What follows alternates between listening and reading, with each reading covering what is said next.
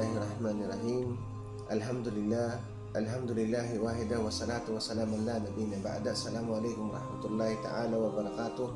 Mga minamahal kong kapatid sa pananampalatayang Islam, magandang araw po sa ating lahat.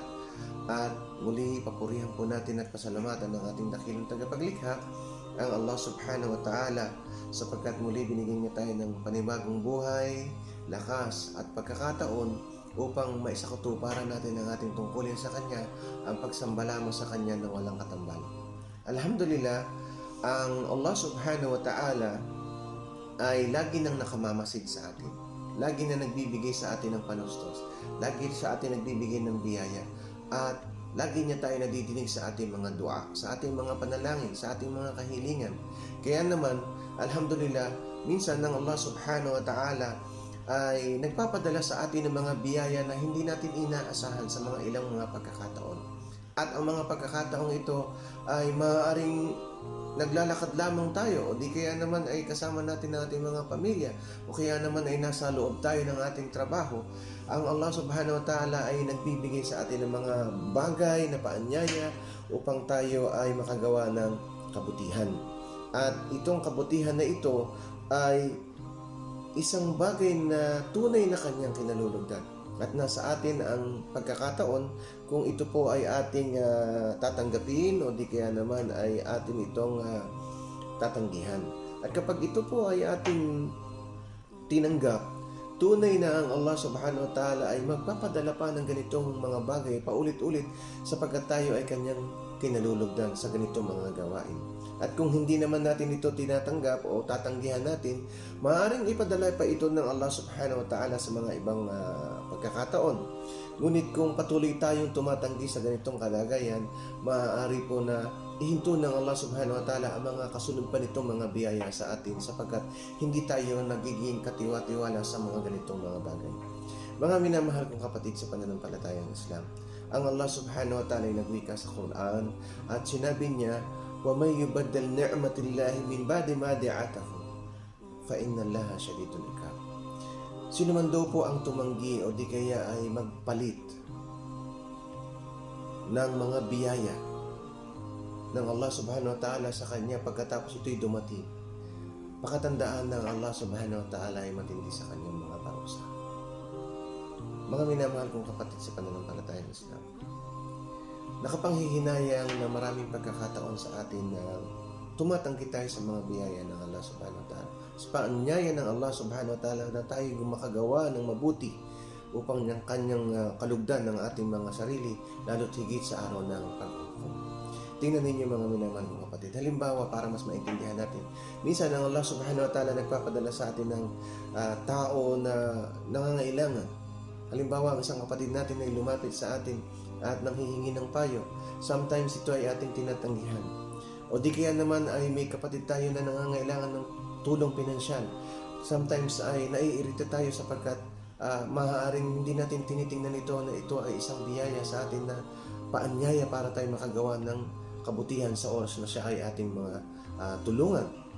Ganon din naman, ang akala lamang natin ay ang biyaya ng Allah ay yung na-increasean tayo ng sahod o nagkaroon tayo ng malaking kita o di kaya naman ay mayroong nagbigay sa atin ng hadiah o regalo. Akala natin yun ang mga biyaya ng Allah subhanahu wa ta'ala. Oo, ito yung mga biyaya sa atin ng Allah subhanahu wa ta'ala, pero sa pagkakataon na mayroong mga taong nangangailangan sa atin, tayo rin ay inaanyayahan ng Allah subhanahu wa ta'ala na makagawa ng maliit man lamang na kabutihan na kanyang kinalulugdan sa pamamagitan ng pagtulong sa mga tao, lalo na sa ating mga kapatid na Muslim na nangangailangan sa atin. Alhamdulillah, sa idinami-dami ng mga tao sa daigdig nito, mga minamahal kapatid, isa tayo sa mga ibinilang ng Allah subhanahu wa ta'ala para maging Muslim. Anong ibig sabihin? Pinahintulutan tayo ng Allah subhanahu wa ta'ala na sumamba sa Kanya lamang. Pinahintulutan tayong sumamba ng Allah subhanahu wa ta'ala at ang pagsambang ito ay susi sa pagpasok sa kanyang paraiso. Kaya nga tayo mga Muslim, tayo yung mga taong sumusuko, tumatalima, sumusunod sa kalooban ng nag-iisang tunay na Diyos. At isa ang pagtulong sa kapwa, isa ang mga katangian ng Muslim na maipakita sa inyong kapwa o sa ating mga kapatid na pananampalatayang Islam ang makatulong kahit sa maliit na bagay lamang, makabigay ng luwag kahit sa maliit na bagay lamang. Maging halimbawa ito sa pamamagitan ng pagpapayo o pagsishare ng ating mga kaalaman. At ang pinakamainam na biyaya, pinakadakilang biyaya na pinagkaloob sa atin ng ating dakilang tagapaglikha ay yung tayo ay naging isang tunay na Muslim. Sapagkat ang pagiging Muslim, sinama tayo ng Allah subhanahu wa ta'ala sa umma ng propeta sallallahu alaihi wasallam na pinangakuan niya ng pagpasok ng paraiso at pagpasok na una sa lahat ng mga umma ng mga propeta.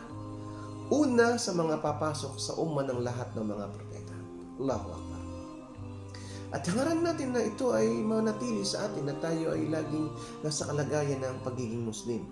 At sabi nga ng Allah subhanahu wa ta'ala, wala tamutuna illa wa antum muslimun. At huwag ninyong hayaan na kayo abutan ng kamatayan maliban na kayo ay maging isang Muslim na sumusunod, sumusuko, tumatalima sa kanyang kalooban.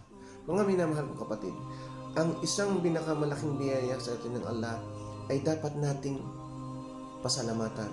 At dapat nating bigyan ng pagpupuri at pagsasalamat ang Allah subhanahu wa ta'ala sa araw at sa gabi nang sa ganon ay maging karapat dapat tayo sa kanyang harapan sa pagtanggap ng biyayang ito na tayo ginawa niyang mga Muslim. At mababasa natin sa marangal na Quran, sinabi ng Allah subhanahu wa ta'ala, sinabi niya, wa amma binikmati rabbika fahadith. At doon sa mga biyayang inyo natatanggap sa Allah subhanahu wa ta'ala ay ibahagi niyo ito, i-share niyo ito, ipakita niyo ito. At alam ng Allah subhanahu wa ta'ala na ang biyayang ito na binigkaloob sa atin ay tunay na mabuti.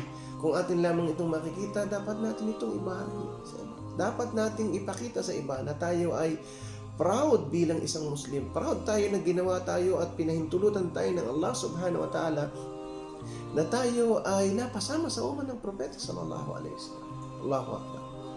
Nakakalungkot nga lang mga minamahal kong kapatid na meron tayong mga kapatid na makikita na sa halip na ipropagate nila o ipalaganap nila ang katuruan ng Islam sa pamamagitan ng pagsishare nito, sa pagbabahagi ng kaalaman, o di kaya naman sa pagpapakita sa mga di-Muslim ng tunay na buhay o pagsasabuhay ng sunna ng propeta sallallahu alaihi wasallam, kung paano tayo makitungo sa kanila, kung paano tayo mangusap sa kanila, kung paano tayo makibagay sa kanila, ay sinasalungan nila ito.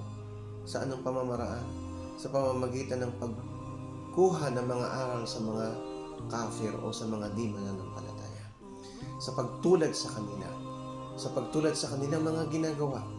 Sa pagiging lugod o magiging masaya sa kanilang mga pagtitipon o sa kanilang mga okasyon. Ano sabi ng propeta sallallahu alaihi wasallam? Man tasyabaha bihukumin fahuwa minhum. Sino man daw ang tumulad sa kanila, sino man ang isa sa tumulad sa kanila, ay kasama na nila. So mga minamahal kong kapatid sa pananampalatayang Islam, nakakalungkot na malaman natin na si Muhammad na dati isang Muslim, ngayon ay nagko-concert. O di kaya naman ay siya pa yung namumuno sa mga gawain hindi kinalulugdan ng Allah. O kaya naman nakakalungkot na isipin na ang isang sister natin na sa halip na maging halimbawa ng pagtatakip ng kanyang sarili, pag-iingat ng kanyang modesty, pagsusuot ng mga hijab, ay makikita mong siya pa yung kasama sa beauty pageant. Allahu Akbar. Sa ganitong kalagayan, mga minamahal nating kapatid, ay tinatanggihan natin ang ni'aman ng Allah subhanahu wa ta'ala. Iniaalis natin ang ating sarili sa listahan na kung saan ay isinama tayo ng Allah subhanahu wa ta'ala bilang mga Muslim na siyang kanyang tatanggapin sa araw ng paghukom doon sa kanyang paraiso. Sa ganitong mga bagay ay tinatanggihan natin at hindi tayo nagiging proud na tayo ay mga Muslim. Mga minamahal kong kapatid sa pananampalatayang Islam, huwag natin isipin na nasa modern age na tayo ngayon, na meron na tayong mga remote control cars, meron na mga iba't ibang uri ng sasakyang panghimpapawid, sasakyang pandagat. Ang dating 5 oras, 10 oras natin binibiyahe ngayon ay nagagawa natin ng kalahating oras na lamang o 1 oras na lamang dahil sa dali ng ating mga panahon ngayon. Ang malayo ay nagagawa nating malapit. Ang mga bagay na dati mahirap sa ating kunin ay nagiging madali na lamang. Huwag natin pakaisipin na nandito tayo sa biyayang ito ng Allah ay exempted na tayo sa pagsamba sa Kanya. O di kaya exempted na tayo sa kamatayan. Mga minamahal kong kapatid, tunay na sinabi ng Allah subhanahu wa ta'ala, kullu nafsun dha'iqatul maut. Lahat ng may buhay ay makararanas ng kamatayan. Kaya samantalahin natin ang ni'aman ng ating dakilang tagapaglikha. Huwag nating sayangin ang mga biyayang ito sa atin, ang paanyaya ng paggawa ng kabutihan. Higit sa lahat, lagi nating tugunan ang mga bagay na ito nang sa ganoon nakaiipon tayo ng mga kabutihan kahit na ito ay mula sa maliliit na bagay lamang. Lagi tayo magdikir, lagi tayo mag-alala sa Allah subhanahu wa ta'ala upang mapanatili tayo ng Allah sa matuwid na landas. Tandaan natin, sinabi ng Allah subhanahu wa ta'ala sa marangal na Quran, فَمَنْ يَعْمَلْ مِثْقَالَ ذَرَّةٍ خَيْرًا يَرَهُ. Tunay na yung mga maliliit na kabutihan ay iniipon ng Allah subhanahu wa ta'ala at ito'y inyong nakikita sa araw ng paghuhukom.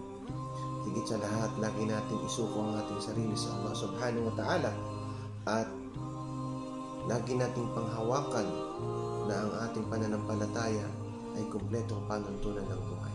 Kaya nga, lagi nating isipin ang sinabi ng Allah subhanahu wa ta'ala, Qul inna salati wa nusuki wa mahyaya wa mamati lillahi rabbil alamin. Sabihin ang aking sala, ang aking lakas, ang aking buhay at ang aking kamatayan ay para lamang sa Allah, ang Panginoon ng lahat ng mga nilikha. Alhamdulillah, naway nakapagbigay po tayo ng paalala una sa aking sarili at sa ating lahat sa oras na ito kung paano pang hawakan natin na tayo papabilang, mapanatili ang ating sarili sa ni'aman ng Allah subhanahu wa ta'ala, yung greatest blessing sa atin ng Allah subhanahu wa ta'ala na tayo ay mga Muslim. Hada wallahu alam wa akhiru dawana alhamdulillahi rabbil alamin. Assalamu alaikum wa